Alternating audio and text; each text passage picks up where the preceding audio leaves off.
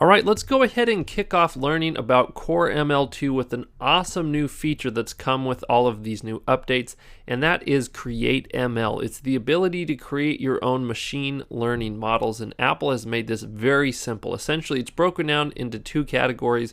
You can either work with images or you can work with text, and we're going to start first with the image side of things, and then we're going to move on to text later. So in order to use this, you're going to use a playground, and this is very important. You've got to make sure that you have the latest version of Mac OS. That's Mac OS Mojave, and you've got to have Xcode 10. If you don't have both of those installed, it's not going to work, because something that's really cool is that when you create your own model, it actually uses some predefined models that Apple has created and included in the Mojave operating system that sort of builds on top of it. So you'll see when we go ahead and create a model, it's actually going to be less than a megabyte, whereas some other models that you've probably used in your own apps, it can be over like 100 megabytes, and that's because it's using stuff that's already baked into the operating system, so you have to have Mojave.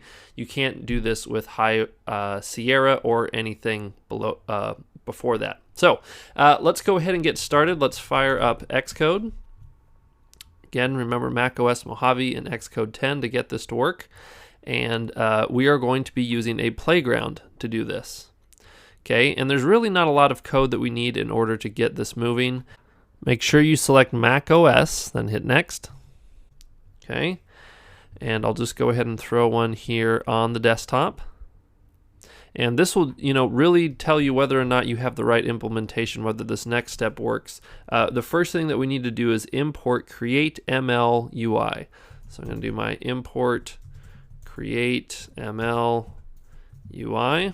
Okay, if you're getting big errors here, this means that things are not right and you'll need to go back and fix that. But assuming that everything worked out there, what we're going to do is build something called an image classifier builder. So we're going to say let builder, better spell that correctly, let builder be equal to a ML image classifier builder. Okay, just open and close parentheses on that, and then all you do is just builder dot show in live view. Okay, really honestly, you could have just gone in fact, let's just go ahead and make this really simple. We don't even have to do a constant here. Let's just go ahead and run this. So one thing before we go ahead and run this code, we got to make sure that we have a separate view showing up here.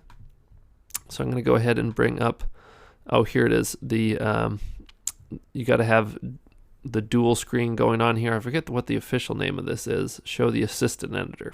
Anyways, make sure you have that up and running. Then go ahead and hit the little run button here if you don't have your code automatically running. But what's going to happen here is this cool little UI that Apple's baked in that essentially allows you to make your own model when it comes to images, which is really cool. Now, here you can see it's just basically say, hey, go ahead and drag and drop some images on here to begin.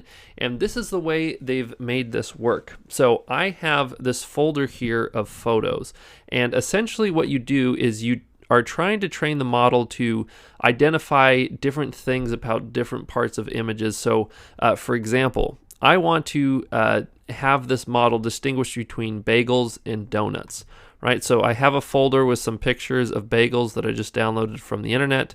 Here's some donuts that I've downloaded, and the basic idea is I'm going to hand both of these folders, bagels and donuts, to this image classifier, and it's going to try and learn, what is the real difference between a bagel and a donut. Now this can be tricky because, what is the difference? I've kind of shown here, for example, with bagels, you can have a regular one like this, but you could also have like a rainbow bagel like that, right? That would usually be more donut-esque, and if you showed that to someone, they might not know initially, even a human, whether that's a donut or a bagel. So that's going to be hard for the machine learning. And anyways, here, look at this one. Is this a bagel or a donut? Well, I think it's fairly easy to see that it's a donut, but that's very bagel-esque. Anyways, I'm getting too much into the difference between bagels and donuts, but we're trying to train this machine learning model to be able to distinguish the difference between the two. And so really all you have to do is, and it doesn't have to be training this model on two different images. Like there was a great example from the WWDC session where they introduced this, where they had pictures of a bunch of different fruits. So there was like raspberries, peaches, strawberries, things like that. I think there was like 5 or 6. So they had 5 or 6 different folders with all those different fruits. Like one was called bagels, one was, or I'm really stuck on this. One was called raspberries, one was called peaches, whatever, right? So they had all of those and they drag and drop them in, and a model was created in order to identify those to say, oh, okay, this is that thing. So anyways, you can have a ton of different results that you want to be trained on. But anyways, in order to do this, you got to have these folders, and I'm going to include these images if you just like to use the one that I have. I just went to Google image search bagels and donuts and downloaded like the first 10. Feel free if you want to do your own. I thought kind of a funny one would be like if you've seen the show Silicon Valley, they made that app called like Hot Dogs or Legs, right? Have you ever seen people post a picture of their legs when they're at the beach and they almost look like hot dogs?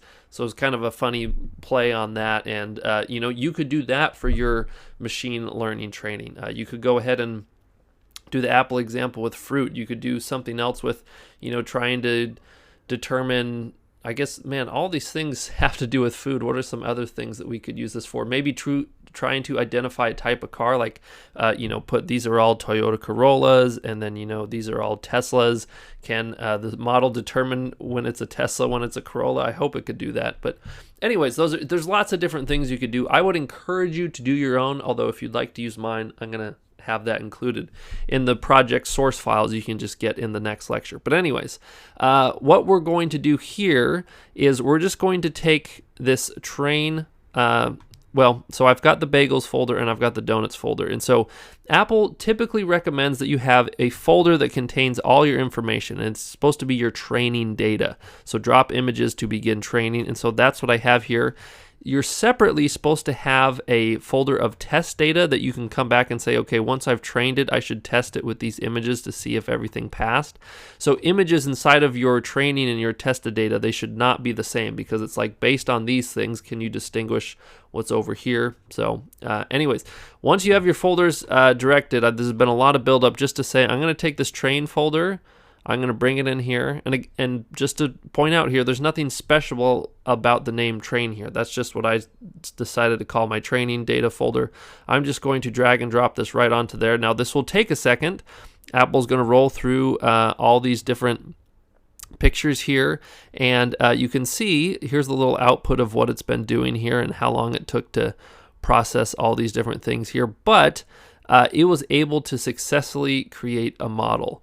And so it asks you here, hey, do you want to go ahead and test what you've done here? In our training, we've gotten to 100% accuracy that we think we know what the difference is between the two. If you'd really like to, there's some, more detailed things that you can go ahead and change here if you want to eventually turn this into a model.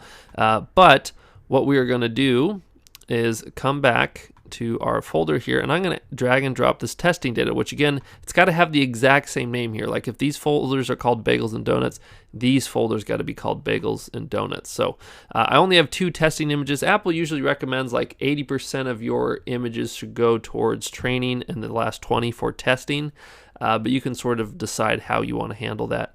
But I'm going to take this test folder, just drag and drop, bring it out here, and look at that. So in my testing here, it passed 75. Let's see where it fell out of the 4 images. So it predicted this was a donut.